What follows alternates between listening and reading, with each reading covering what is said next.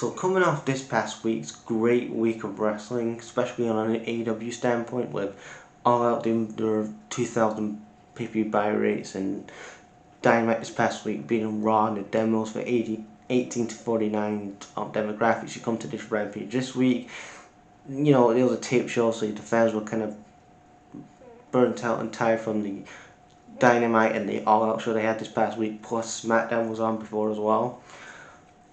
This show was, which I really like about Rampage, is that they're showcasing these guys and girls that maybe don't get the spotlight on a Dynamite, and they get to be shown here on Rampage, which is on 1 hour, so it's not like 2 hours of SmackDown, 2 hours of Rampage.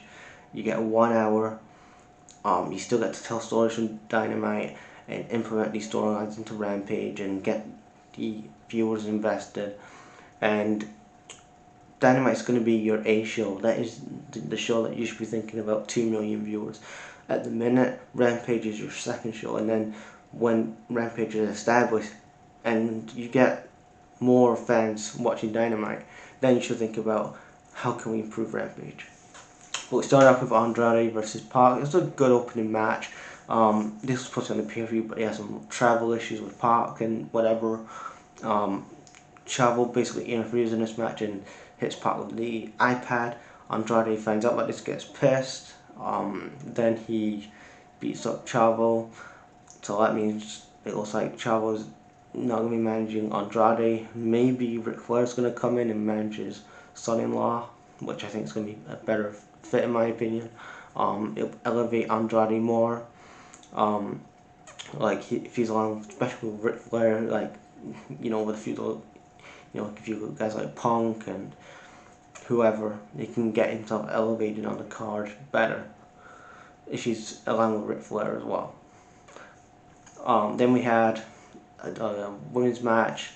Britt Baker, Jamie Hayter, and Rebel versus Chris Statlander, Ruby Soho, and Rio.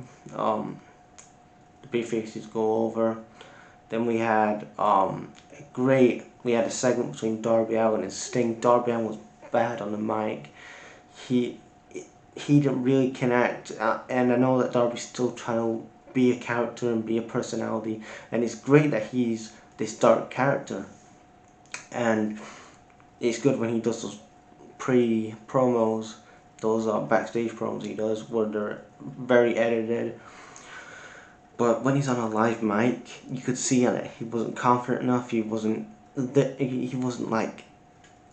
out for him. It wasn't confidence. He lacks a lot of confidence at the minute, especially as a performer, and hopefully with Sting, and now he's been in the show with Punk, he can get better with that. He has to get better with that because he needs to get better. He doesn't want to be a one-dimensional character like a Jungle Boy Jack Perry, who said he's scared doing promos and he wants to be one-dimensional, which is stupid. You need to be a good character. It's not about the matches and the moves and whatever. It's about being a good character, and forget about the wrestling. It's about being a character and portraying your character good on television for the casual viewer who's like, who is this Darby Allin, or who is what, so they can get people invested in the character, instead of doing what they did this past week with Mox and Suzuki, and they had to Google Suzuki's name. Like, not everybody's going to know a New Japan guy.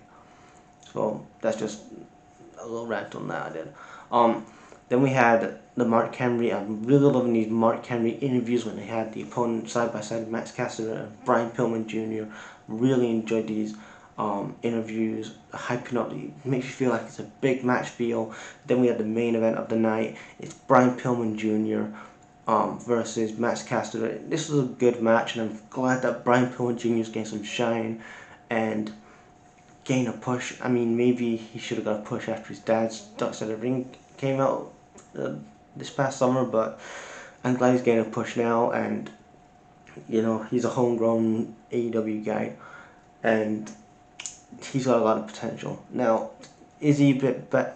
Is his mic skills not that good? It's kind of same with Darby Allin, that he needs to work on his mic skills a bit more, but that'll come in time with him. I think that he's going to become a great singles guy.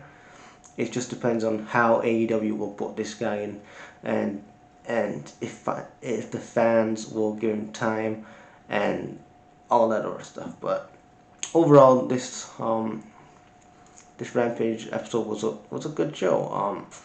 It wasn't better than SmackDown because SmackDown obviously had Brock Lesnar and whatever, and it was in MSG. But I thought Rampage was great. Yeah, peace guys.